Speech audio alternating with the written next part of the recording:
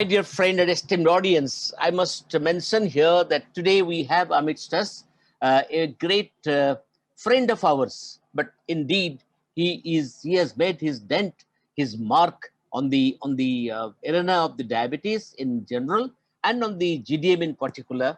That is Professor Dr. Rajeev Chawla. Dear friends, he has been already introduced, but I will mention about four things. Number one, he is the president of the Diabetic in Pregnant Study Group of India, which makes the interview much more heavier. Number two, he is also the immediate past president of the RSSDI and the executive editor of the RSD textbook on diabetes, and also executive editor today of the journal of IJDCC. So we have a person who is very close to us, a friend of us, at the same time very erudite. But dear friends, we are going to discuss in a very friendly manner, and we'll have questions which are on basics and the nitty-gritty of GDM. I welcome once again Rajeev. Rajeev, let us start. Good evening. I express my gratitude for your kind words. You're always like a mentor. I'm happy you said I'm like your younger brothers. Thank you, Rajeev. I put it very close to my heart. You're very close to my heart, honestly. Let us start by ask a very simple question. Can you define the three terms GDM, pre-GDM, and also a known diabetic marching through pregnancy? The third one doesn't need any explanation, but GDM, which is most important, and pre-GDM. Sir, conventionally GDM we have been classifying the glucose intolerance which is noticed for the first time in pregnancy at the time of first visit. But of late, this is what ADA still sticks to, that any degree of glucose intolerance in pregnancy should not be labeled as GDM. They say that ideally it should be 24 to 28 weeks, but because of our ethnicity, with a lot of data generated by Professor Sheshai also and a lot of evidence which has been incorporated into DIPSI guideline, we know that GDM in first trimester pregnancy in Indian patients has been seen. So many patients may not have a typical diagnosis of GDM. They might have just mild dysglycemia happening in first trimester of pregnancy. Subsequently, at 24 to 28 weeks, they may have manifest GDM. While those who have pre-existing type 1 and type 2 diabetes, they are the one. Those who have classically manifest diabetes once tested in first trimester, maybe at 12 weeks or 13 weeks, which is the first visit. If you do their HbA1c, it will be exceedingly high, and it will be classified like anyone having diabetes. Or you may say that someone who has fasting more than 126 or sugars random or postprandial 200 milligram diagnosed during the first trimester, they may be non-manifest type 2 diabetes or MODY also. Yeah, I think you're absolutely correct. So let us keep it simple by saying that whether he is a diabetic but was not diagnosed before. If he's diagnosed during pregnancy for national purposes, we'll call him GDM, as you rightly said. And there are indications that it can be pre-existing diabetes when the blood sugars are high, like the PP sugars at 200 and above, and the fasting is 126 and much beyond that, and the H1C also, which is beyond 6.5. But be that as it may, but if it diagnosed for the first time during pregnancy, we'll call it GDM, but keep the idea that it may be a diagnosis of diabetes was missed during before the pregnancy, and he is diagnosed first time during the pregnancy. Thank you. I think that is a very brilliant answer. Very brilliant answer. Now, you know, Rajeev, that we have for the country simplified the diagnostic criteria. The greatest truths are the simplest, Rajeev. That's my saying. So we have so many criteria. You can have so many criteria, but I don't want to discuss that for the simple reason that I want to give to the audience what Government of India has accepted, what DIPSI has accepted, what is in our yellow book which Government of India has published. So I would like you to kindly describe the diagnostic criteria of GDM for our country. Very simple. And this criteria is also the DIPSI criteria, and you are the presiding officer of the DIPSI today, and also the Government of India criteria. Very true, sir. DIPSI clearly says that it has to be a one-step approach. We perform a oral glucose test after 75 gram of glucose. irrespective of the last meal, that means whether patient is fasting or no, we give them 75-gram glucose dissolved in about 300 ml of water to be consumed over 5 to 10 minutes. And at 2 hours, if sugar is more than 140, as per DIPSI criteria, and which has been adopted by Government of India also as a single criteria for diagnosis of GDM. Well, you already said that other station, they have their own criteria. When we Yeah, talk of we'll not. American College of Gynae, Yeah. they are different. IADG, No, again talking about these steps. actually, Rajiv, Yeah, I have resolved that we'll not discuss that. But yeah, that's yeah, confused. We will yeah, move with the time. If there is yeah. something else, we'll move with the time. We But will, I yeah. want to So ask we you. I want notice to ask more you than a probing. 140. Yeah, Yeah. So 140. You see, this 140 number, Rajiv, is a very important number in diabetes. Whether it is diagnosis of GDM, a diagnosis of IGT like 140 to 199. 140 is the target it very often in type 2 diabetics. So 140 to my mind is also a very important number. And also for the diabetics, it used to be 140 by 90. Now we have brought it down to 130 by 80. So 140 is a very important number and very easy to remember. But uh, but Rajiv, being the president of DIPSI, can you tell us uh, distinct advantages of having this criteria, especially to our country? yeah. You very rightly said that 140 number is very, very important. I think this whole basis of DIPSI criteria is that whenever we are checking a sugar of 140 milligram, getting a sugar more than 140 milligram in a non-pregnant female or in an adult male, we say it is IGT. It is not normal. Obviously, 2 hours in a non-pregnant female or in a normal person will never be more than 140 milligram. So what is an impaired glucose tolerance in a non-pregnant female is taken as a criteria for GDM, because 140 Exactly. definitely I happens to think be that above. is one to remember. Yeah, What is IGT in non-pregnant state is is GDM in the pregnant JDM state. in a pregnant Absolutely female. fabulous. That again, I must continue here, that is based on the fact that fasting sugar and post meals 2 hour sugar in a pregnant female are much lesser as compared to non-pregnant female. If you see, the mean fasting is close to 74 plus minus 8 9 milligram. 2 hours tends to be 109 plus minus 10, and 1 hour tends to be 109 plus minus 10, and 2 hours tends to be as close to 99 plus minus 10. That means by all means, in a pregnant female who is having a normal glucose tolerance, it will always be less than 120 milligram. That is why a criteria of more than 140 has to be taken Fantastic. as And Rajiv, the other thing I'll diagnostic for GDM. allude to is the fact that the Indian females find it difficult to come back again and again for a screening and diagnostic test. Very Number true. two, the pregnant females in our country are fed by their in-laws, by their mothers. So they having them in fasting is very difficult. Very good. Number two, here the lady has to wait maximum 2 hours. So if the test is done then and there. So I call it a screening test, at the same time a diagnostic test on which you can take a decision. I think that is fabulous. I congratulate you for this So dipstick it's a criteria. yeah, it is screening and diagnostic Together, test, single test, together. yeah, which Yeah, can be done irrespective of the last food taken also. yeah. So while we're on the subject of screening, Rajiv, I would like to know from you, and the audience would like to know from you, when and how often to screen. When to screen, how often to screen. See, when we are talking about DIPSI guidelines and Indian ethnicity, I think we recommend a universal screening for every pregnant female as Correct. early as 12 to 13 weeks, which happens to be the first antenatal visit.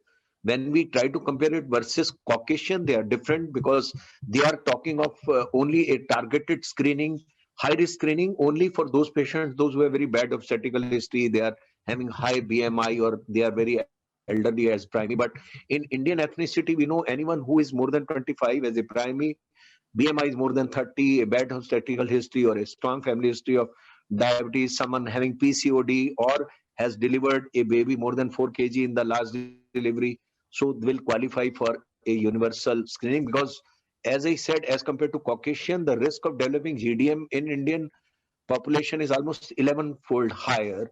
So Yeah. we tend to have a universal screening as a policy of Government of India, what has been given by DIPSI in the guidelines also. Absolutely. I think what you quoted is the Kaiser permanent finding that Indians have 11 times more GDM. So we say across the board, anybody who is pregnant lady, as you rightly said, point of first contact, when they miss the period, they come by the 12 weeks around that time. For the first contact, you do it. And if it is found to be negative, then you can again do it, as you rightly said, 28 weeks. 28 weeks. And again in the third trimester if negative. So the True. screening has to be point of first contact. Beautiful, Rajeev.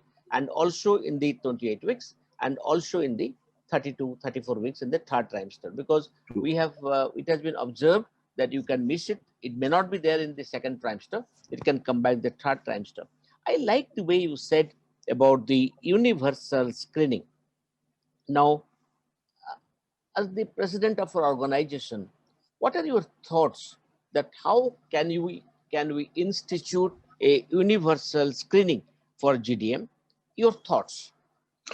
I think as we just discussed that a female, once she comes to know that she has pregnancy and she comes to a gynecologist or to a primary physician or to a PHC level, the first visit of that antenatal care, that should be utilized for universal screening, because that is the first point. But as I already said, that we are at a greater risk of developing GDM or maybe glucose intolerance in early pregnancy also. Not very high numbers, but maybe 15 to 20% of females, you'll Absolutely. find that they have some degree of glucose impairment right in the first trimester. Although they may not still qualify for getting diagnosed as GDM, they will be subsequently again tested at 24 to 28 weeks. So I think this window opportunity should be used, that whenever she is visiting for the first time, it should be used as a screening and diagnostic visit also. I think brilliant. And I think that what is most important, Rajiv, is to create that great awareness that we remember some time back, Rajiv, that we ran a campaign that saved two lives. True. uh, Check and save two lives. It was the Right. Dainik Jagaran, Dainik Jagaran, I know. Yeah, and yeah. we carried it through that, and it bore great effort. That Very by true. a single janch, by a single investigation, you can save two lives of the True. fetus, that is child, and the Yeah. mother. And the second thing True. is possibly what you rightly said. The government of India has now made facility available in the PSCs through the ASAs, and the government of India also has a program, and it has run in two centers in Madhya Pradesh. You are aware of that, which has Yeah. tried to implement this, that universal screening, anybody across the board, and they have been successful. So that was a model to run to speak about that it is possible, it is feasible, it must be done. I think I congratulate you for having taken this message, and I think whether you're having the conference now, it is fixed in the month of June or March, or not yet fixed, roughly, or what are you Yeah. proposing? It was supposed to be in March, but because of this pandemic Yeah, going on, June. we may keep it July end or August first week. July end of first week. We So want a so I physical we got conference yeah to yeah happen. yeah. Yeah. I know your passion regarding having a face-to-face meeting, having booked the hotel. I know so many things you Yeah. have done. I congratulate you. But if not, at least we'll on a hybrid model we can Yeah. have it. And Yeah. I think one of the things that is very important for our country, burning today, is to institute that. Well, that will face, as you have already always said, that to change the country, what we need is to focus on the pregnant mother. I'll come back in a minute Very true. about your very popular statement.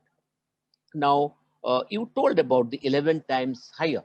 Now, can you just tell us that what is the burden of GDM in our country from the various studies, both urban and rural? On an average, prevalence seems to be more than 20%. Couple of datas, rural have said it could be 16, 18%. Urban population, little at high risk, but I think the mean prevalence of GDM is more than 20%. If you talk about global burden, I think there are close to be almost 127 million live births across globe per year. And out of that, it has been estimated that almost 21 to 22 million, they have some degree of dysglycemia. They may not still qualify for the diagnosis of GDM, but they have some degree of dysglycemia. But unfortunately, not more than 4 million out of them, they get the true treatment for hyperglycemia management. That is why we say, as you also know, as one of the patrons, and Professor Shishai always highlights that thing very, very importantly, that until unless you provide a good gestational care, you possibly will not be able to avert this epidemic of NCD, which might be Yeah, almost impending fantastic. if we are not going to have good Yeah, glycemic yeah, control during the yeah, pregnancy. yeah. I think that is the bottom line. And unless you diagnose, how can we establish good glycemic control? Therefore, a True. universal screening must be done, and the prevalence, as you rightly said, it is about 17, 18, up to 20%, and sometime beyond. Rajiv, to my mind, parallels the IGT prevalence. IGT, The IGT exactly. prevalence of the Very true. recently concluded ICMR INDAB study. Yeah. We concluded it about day before yesterday, and we Yeah. found the prevalence of IGT was almost 24% in 24%. certain parts Yeah. of the country. So rightly, I think I fully 100% agree with you. But the thing to be established, that just imagine 1 in 5 or 1 in 6 pregnancies are Pregnancies. GDM. And GT. if we do not take care of them, we'll be coming back to it again. You have said we're going to have an explosion of the non-communicable diseases, because I'll come back to a minute. I'll not put the horse before the cart, but the suffices to mention that that the GDM and diabetes in pregnancy has to be taken care of. As you very rightly you hit the bullseye, that the blood glucose control has to be optimal to prevent the NCD or to abolish the NCD from our country. Now, at this point, I just like to ask you, it's a very difficult topic, but you can make it simple for us. Professor Rajeev, I have heard you on this topic many times. Now, what causes GDM? And you can also combine uh, your explanation about the pathophysiology and pathogenesis. But it's a clinical update, Rajiv. So I would like you to be simple and I'll put clinically. it very simply. It's a Yes, growing degree of chronic beta cell dysfunction, which in a non-pregnant female manifests as IGT and it manifests as GDM in a pregnant female. We know there are three ways. One is the insulin resistance into adipose tissue and muscles and increase hepatic glucose production. But as long as you are able to compensate with proliferation of beta cell, which happens in the first trimester as a result of estrogen and progesterone, which can counter that 60% increase in insulin resistance, you don't develop GDM. But moment you have a chronic beta cell dysfunction, it manifests as GDM because then you are not able to handle that increasing insulin resistance subsequently as it moves towards second to third trimester. Because in first trimester, we know there is going to be actually an improvement in insulin sensitivity because of increased beta cell proliferation and sort of increased insulin secretion. But subsequently, with diabetogenic stress coming in second and third trimester as a result of HPL or cortisol or prolactin or other inflammatory markers like TNF alpha and IL-6, there is going to be a huge need for increase in beta cell proliferation to almost 200 to 250%. So many patients who have chronic beta cell dysfunction, they will manifest as GDM and will not be able to compensate for that diabetogenic stress of second and third trimester in pregnancy. I think that says it all. And you have said it very briefly, but you have included the hormonal changes, the counter-regulatory hormones, how they affect, and you have told. I like the sentence, that chronic beta cell dysfunction. I mean that says it all. I'm really delighted about it. Now you did mention regarding the opportunistic screening, which is existent abroad, but here, since by ethnically we are greatly predisposed to GDM or diabetes as a whole, and since it must be diagnosed in time, we have a universal screening procedure, and so for us, every female is at risk of developing GDM, and we do it GDM. now. But Until unless proven otherwise. Yeah. otherwise, absolutely correct. But if you want to recount to our esteemed audience regarding what are the risk factors developing GDM, so that can be avoided. You said about the obesity, so like that, can you just say Yeah, some risk one is factors? rising age, especially if you are a primary after 30 years, risk of developing GBDM is high. If you have BMI more than 30, then obviously you are at a greater risk of developing GDM. If you have a strong family history of diabetes in your family, if you have had PCOD in your adolescent age group, then you are at a greater risk of developing GDM. Then, especially if you are not doing a lot of physical exercise, you are physically inert, then also the risk of developing GDM becomes much higher. And if you are, say, getting pregnant for the second time and you already had delivered a baby who was macrosomic, something like more than 4 kg, obviously the risk of GDM in this pregnancy again becomes much higher. If you have had bad obstetrical history, again the risk of developing GDM becomes very, very high. I think you have hit the absolutely correct things which are preventable. Like Which are if you preventable. have advancing age at the time of first child, So that is becoming a trend in our country, Very commonly, yeah. but that is not to be Unfortunately, encouraged. yeah. Number two is that obesity. You also mentioned about the others, like the second pregnancy following a GDM pregnancy. You mentioned about the big child. You did mention about hydramnios. You did mention about the poor outcome and all this. I think all this predisposed. So what is probably preventable is obesity in the pregnant mother, and also or the young female who is planning. How do you like that concept, Rajiv, that now they have a concept called Fit to be Mother? We have in Pondicherry 3 centers called Fit to be Mom, Fit to Yeah. be Mom. Your thoughts on that? I like that. And one of them Yeah. is inaugurated by Dr. Divakar, and I was there in the inauguration. What do you think, Fit to be Mom? You know what they do? They bring on the I think perspective. I Yeah, think please, you please, please. yeah, please. Yeah, I want to listen from you. This is No, your no. campaign So I mean, what they going on there. You do, have been with Dr. any Divakar, any I know. any Yeah. people getting married and they're planning for a family, they encourage them to come here. And there is a big board, Fit to be Mom. That is the maximum attendance than my clinic. And the females come, they throng about it. They check everything. You are not yet conceived. The lady has not yet conceived, but is active sexually and going to have willing to have a child. Yeah. Yeah. Look at the body weight, look at the BMI, look like the physical lifestyle, look at these. Very few people smoke in our ladies, but they Very have a true. point in that. They have the optimal food intake, and they also screen for the STDs, HIV, and they also screen for the hypercholesterolemia. Of course, they screen for hypertension, Very and, true. and and they do everything. And after that, there are a list of other things which they go through, and then they're allowed to conceive. But Rajiv, in our country, people conceive by accident. Yeah. So it is. Unfortunately, many times it is already 8 weeks, 12 weeks, 10 Yeah, weeks.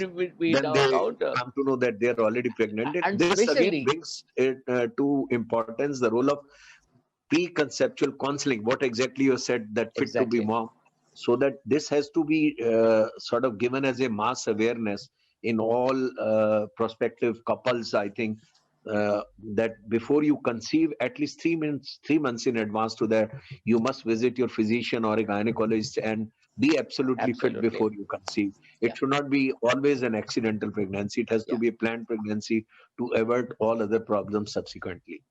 I think that is the answer. Pre-conception clinics are going to come. They're already there in the They big are already corporate there. Yeah. hospitals, but that is possibly the answer.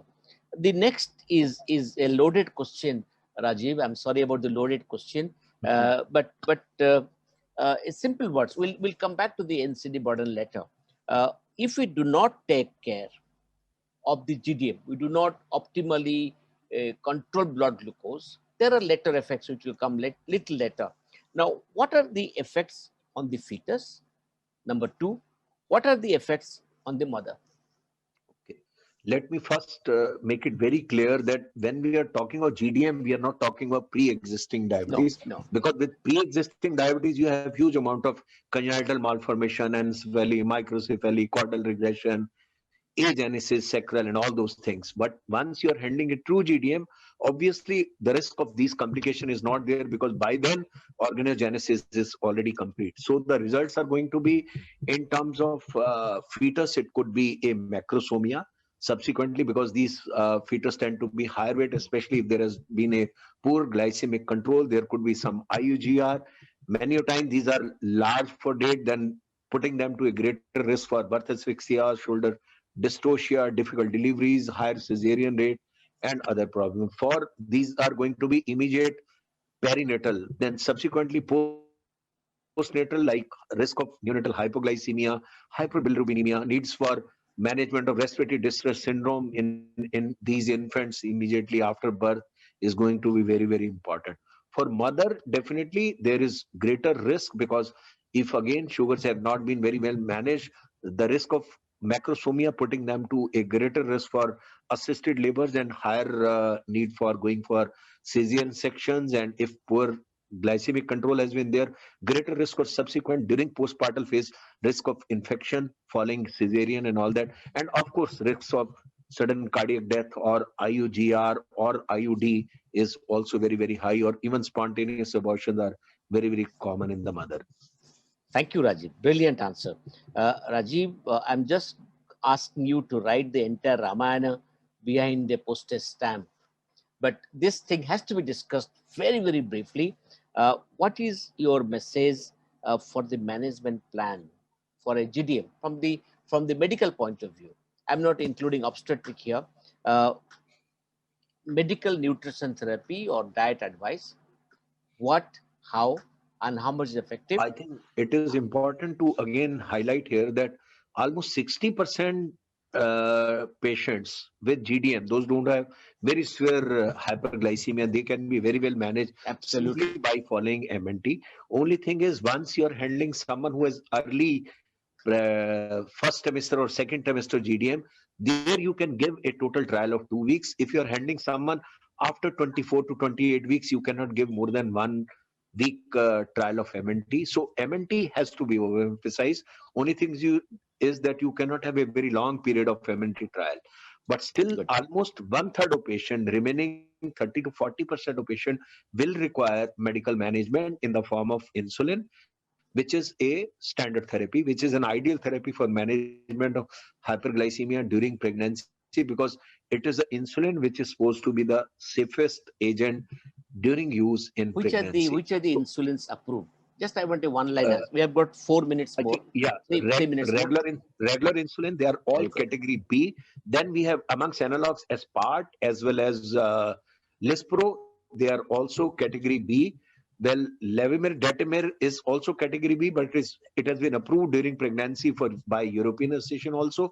Glargine initially was thought to be category C, but now it is being upgraded to category B based on a lot of data which has come on And also Glargine. lot of NPH, off level of use. late, yeah, and NPH also is category B. And a single sentence about the metformin.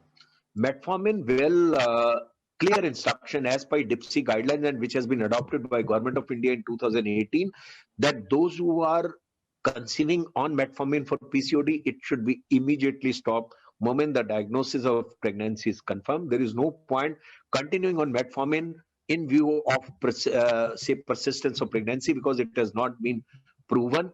Of course, if patient is not keen going on insulin therapy, metformin can be considered after 20 weeks of pregnancy, not prior to 20 weeks of pregnancy, Fantastic. because by then Fantastic. organogenesis is complete, and after 20 weeks of pregnancy, metformin is found to be safe. But insulin still, I'll say, is a gold standard, is an ideal agent to be used in pregnancy GDM. Rajiv, I have 3 questions, rapid fire, because I have got now only 1.5 plus half, 2 minutes left. Now, can you tell us what we've been discussing? How GDM is the mother of NCDs, and what should be done to prevent it? I think Professor Shishai has already discussed in detail. I'll not be going into the detail, but suffice to say that while handling a GDM, if you have a good glycemic control, again the quote is that a a fetus should never come to know that mother has hyperglycemia or diabetes. Fantastic So statement. if you are able to ensure a good glycemic control in the range of a non-glucose tolerant female in pregnancy, you can assure that this fetus is going to have a normal beta cell programming, and there are not going to be epigenetic changes and into the genomic changes which will then manifest subsequently as beta cell hyperplasia, and the risk of developing not only hypertension, dysglycemia, or NCD, or maybe coronary artery disease are much higher in adolescents, those who are born to females during GDM with persistent hyperglycemia, because there is Fantastic answer. programming of Fantastic beta answer. cell in such a way that they are, moment they have a catch-up growth at adolescent, they are at a much greater risk for developing NCDs. Fantastic. So it is, the reason is transgenerational transmission has to be cut.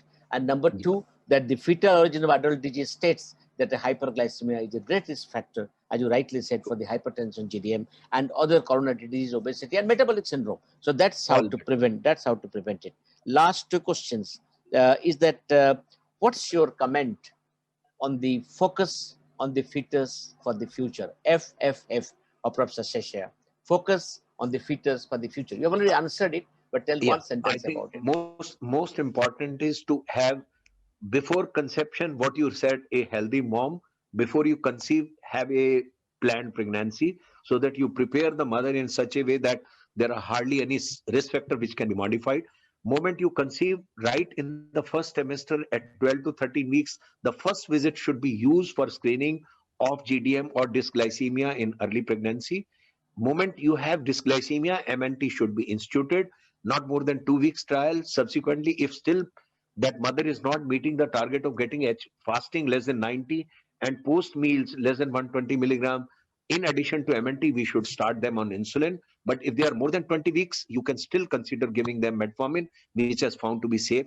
Aim is to have them within an HbA1c range of 6 to 6.5 with fasting less than 90 and post meals less than 120 at 2 hours, Fantastic. so as to have a euglycemic pregnancy, which will not only prevent the risk of developing subsequent NCDs in the offspring, but will also imparting a good glycemic care, or imparting a good, you can say, a GDM care or gestational care, will reduce the risk of developing IGT or type 2 diabetes in that mother itself also. Thank you, Rajeev. Thank you very much. Last single sentence. What's your message to the nation? The nation wants to know in Arnav's language. Your message to the nation regarding GDM. One sentence. I think an early screening for GDM by single criteria, it has to be a universal screening as it has been recommended by Government of India, and an utmost importance of good glycemic control as near to as in a non GDM pregnant female, to ensure HbA1c 6 to 6.5, and repeated ANC visit should be used as an opportunity for preparing that female from the future point of view, that they don't have a physical inertia, they adopt a active physical lifestyle, because we know that subsequent GDM, these are likely to get converted to type 2 diabetes in about 50% of patients over 5 years. So every visit in that female in ANC and subsequently in post-delivery follow-up should be used as an opportunity to intervene. Rajeev, thank you. It was great Thanks a to have lot. you with us today. I Thank you. think people, on behalf of the entire audience, I thank you. And there are thousands of people who have logged in today. I thank you profusely for this great interview. Thank you, Rajeev. Thank you. Thanks a lot. Thank